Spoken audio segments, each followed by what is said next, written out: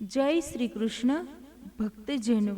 આજે હું તમને સંત ચરિત્ર સંભળાવું છું. તેમાં જ્ઞાની બ્રાહ્મણ સંભળાવી રહી છું. તો ચાલો આપણે સાંભળીએ. પરમાત્મા શ્રી સંત રામ મહારાજ અતિ મધુર પ્રેમ રસનું સ્વરૂપ છે. વેદોમાં વર્ણન આવે છે, સંસાર નીરસ છે. પરમાત્મા શ્રી નારાયણ અતિ મધુર રસનું સ્વરૂપ છે. સંસારના બધા રસોડામાં કડવાશ વધુ છે. શ્રીમાનને જોઈને ગરીબને લાગે છે તેનો બંગલો કેવો સરસ છે, પણ આ શ્રીમાનને 3 ડિગ્રી તાવ હોય તો તેને બંગલો સરસ લાગશે? સંસારના જળ પદાર્થો નીરસ છે. થોડું સુખ આપી પરિણામમાં અતિ દુઃખ આપનારા છે. સંસારમાં મધુરતા ઓછી છે. રસરૂપ એકમાત્ર પરમાત્મા છે. અતિ મધુર એક ભગવાન છે. કેટલાક સમજે છે કે પોતાની પાસે સરસ મજાની કાર હોય તો સારું, ફરવાની મજા પડે. મોટર લઈને દૂર સુધી ફરવા નીકળ્યા ને રસ્તામાં 2-3 વાર પંચર પડે તો જીવ સંસારમાં મીઠાશ શોધે છે, પણ મધુર તો પરમાત્મા છે. જીવ કોઈ રસમાં ફસાયેલો રહે છે. કેટલાકને હાસ્ય રસમાં રુચિ, તેમને કથામાં પણ હાસ્ય ગમે. માનવ કથા સાંભળે છે તો કથા સાંભળ્યા પછી તેને દુઃખ થવું જોઈએ. સંસાર તો પશુ પક્ષી પણ ભોગવે છે, તો બંનેમાં ફેર શું? વિચાર કરો.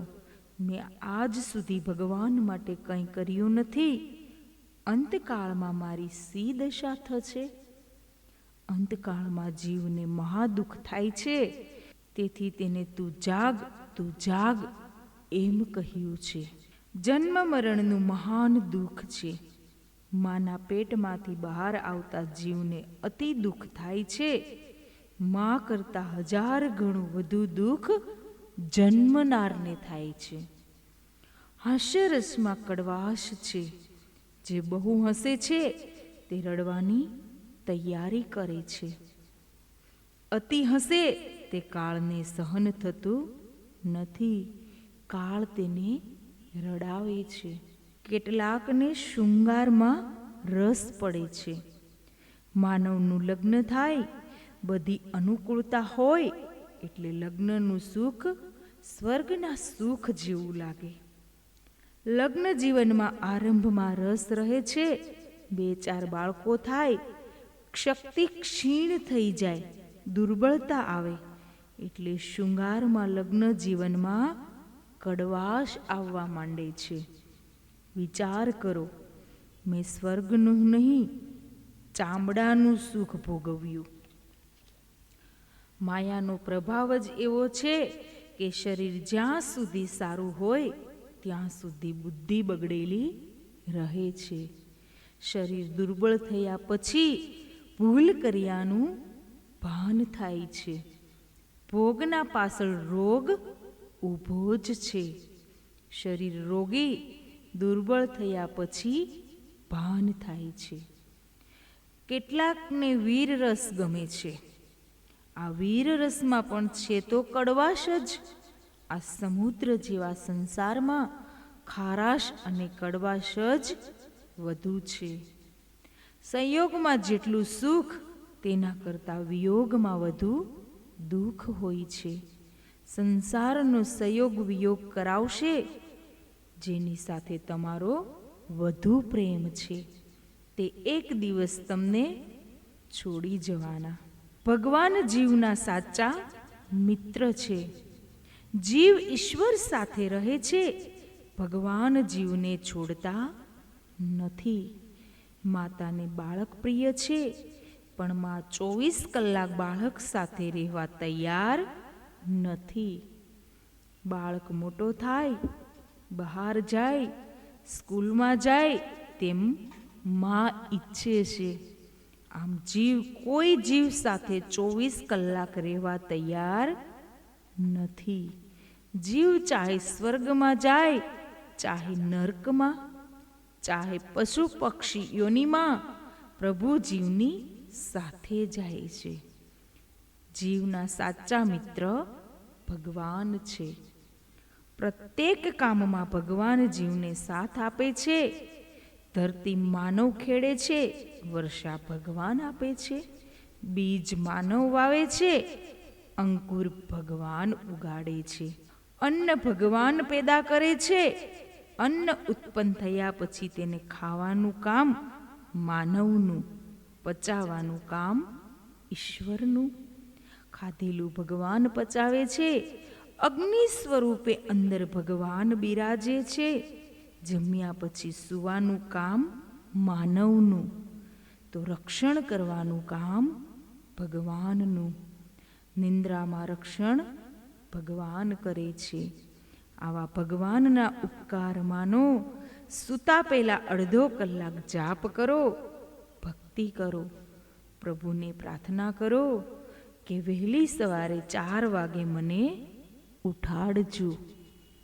ભગવાન સૂતા નથી, જીવ સૂએ છે. પ્રાતઃકાલમાં પથારીમાં જેને બહુ મજા આવે છે તેને ઉપર સજા પણ બહુ થાય છે. ભગવાનનું સ્વરૂપ હૃદયમાં સ્થિર કરવું તે ભક્તિ. માનવ આ સંસારમાં જે છોડીને જવાનો તેની પાછળ પડે છે. જીવ સંસારમાં ફસાયેલો છે. આ સંસારની સાથે દૂરથી વિવેકથી વ્યવહાર કરો. એ બ્રાહ્મણ બાળક પ્રાચીન કાળમાં વિદ્યાધન કરવા ગયો. વેદ, શાસ્ત્ર, ઉપનિષદ ઇત્યાદિનું અધ્યયન કર્યું. વિદ્યાર્થીમાં વિવેક આવે છે. વિદ્યાનું ફળ સંસાર સુખમાં અરુચિ થાય તે છે. બ્રાહ્મણ બાળકે વિદ્યા અભ્યાસ પૂર્ણ કર્યો. તેણે નક્કી કર્યું કે મારી વિદ્યાનો ઉપયોગ પૈસા કમાવા માટે નહીં કરું. આપણે ભગવાનના પ્રકાશમાં જીવીએ છીએ. ભગવાન આપણને આ બધું મફત આપતા હોય તો વિદ્યા વિક્રય ન કરવો જોઈએ. જ્ઞાનનું ફળ ધ્યાન છે. જ્ઞાનનું ફળ પૈસા નથી. બ્રાહ્મણ નક્કી કરે છે કે મારું જીવન ભગવાનના ધ્યાન ભજનમાં વિતાવીશ.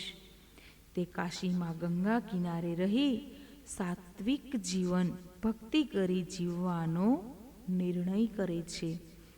એક દિવસ રાજા ફરવા નીકળે છે. સંસારી જીવ ઘણે ભાગે દેહને જુએ છે. જે દેહનો ઘણે ભાગે નાશ જ થાય છે. રાજાએ પેલા વિદ્યાવાન બ્રાહ્મણને જોયો. બ્રાહ્મણ જ્ઞાની હતો. દેહથી એનો વર્ણ ગોર હતો. રાણી આ તેજસ્વી પુરુષ સાથે પોતાની બહેનને પરણાવવા વિચાર કરે છે. રાજાએ રાણીના કહેવાથી બ્રાહ્મણને રાજમહેલમાં બોલાવીને મહેલમાં જ ભક્તિ કરવા કહ્યું. આ પ્રસંગે જ્ઞાનીએ સાવધાન થવું જોઈએ. તેણે બહારથી પોતે મૂર્ખ હોવાનું નાટક કરવું જોઈએ, પરંતુ અંદરથી નિશ્ચય રાખવો જોઈએ કે સંસારનું બધું સુખ તુચ્છ છે. બ્રાહ્મણને રાણીની બહેન સાથે લગ્નનું કહેવામાં આવ્યું. જ્ઞાની બ્રાહ્મણ ઉપરથી હાહા કરે છે પણ અંદરથી સાવધાન છે. બ્રાહ્મણ ચિંતા કરે છે તો રાજા કહે છે, લગ્ન થાય પછી સંતાન થાય, જીવન કેવી રીતે ચલાવવું તેની ચિંતા કરશો નહીં. હું અડધું રાજ્ય આપીશ. લગ્ન નક્કી થયું. 2 દિવસ બાકી છે. લગ્ન પછી બ્રાહ્મણને કોઈ જીવન નિર્વાહની ચિંતા ન રહે તેવી વ્યવસ્થા રાજાએ કરી.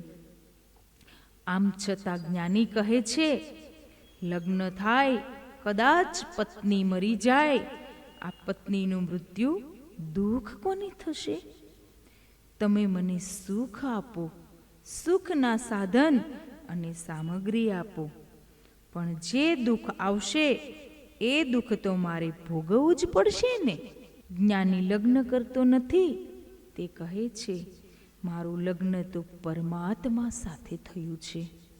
મારા ભગવાન અવિનાશી અમર છે.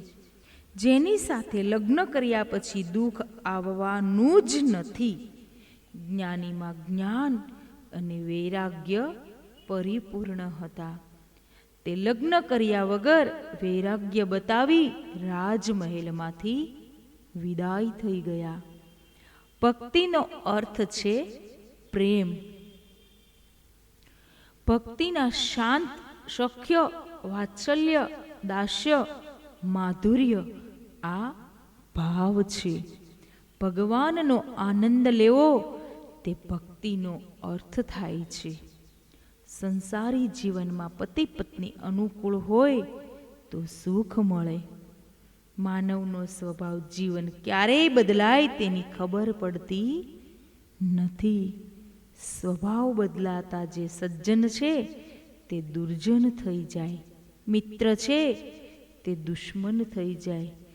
સુખ આપનાર દુઃખ આપવા માંડે.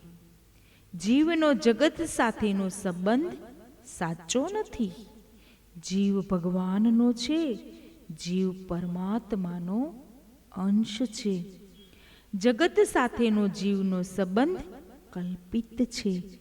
જન્મ પહેલા કોઈ સંબંધી હતું નહીં. મૃત્યુ પછી કોઈનો સંબંધ રહેતો નથી. જીવે કલ્પિત માનેલો સંબંધ મૃત્યુ સમયે છોડવો પડશે. સંબંધ ભગવાન સાથે રાખો. સંબંધથી પ્રેમ, લાગણી થાય છે. ભગવાન સાથેના સંબંધથી ભક્તિ વધશે, શાંતિ મળશે, દુઃખનો અંત આવશે. કોઈને કોઈ ભાવથી ભગવાનની ભક્તિ કરો. ભગવાન તમારું કલ્યાણ કરશે. મનુષ્ય ઘરડો થાય પણ આ તૃષા ઘરડી થતી નથી. વિષયો ભોગવવાથી કામ વાસના કદાપી પણ શાંત થતી નથી. પરંતુ અગ્નિમાં ઘીની આહુતિ આપવાથી તે જેમ વધારે ઉગ્ર બને છે, તેવી રીતે ભોગ ભોગવવાથી ભોગ વાસના અધિકાધિક વધે છે. ભોગ ભોગવતા નથી પણ ઉલટા આપણે ભોગવાઈ જઈએ છીએ. તૃષ્ણા જીર્ણ થતી નથી, આપણે જીર્ણ થઈ જઈએ છીએ. આંખ અને કાન બંને પવિત્ર રાખો. આંખ અને કાન એ ભગવાનને હૃદયમાં દાખલ કરવાના દેહના બે દરવાજા છે. ભૂખ તરસને સહન કરવાની ટેવ પાડો. ભગવાનની કથા જ્ઞાન, ભક્તિ અને વૈરાગ્યને વધારનારી છે. ભાગવતની કથા જ્ઞાન, ભક્તિ અને વૈરાગ્યને વધારનારી છે. જય શ્રી કૃષ્ણ.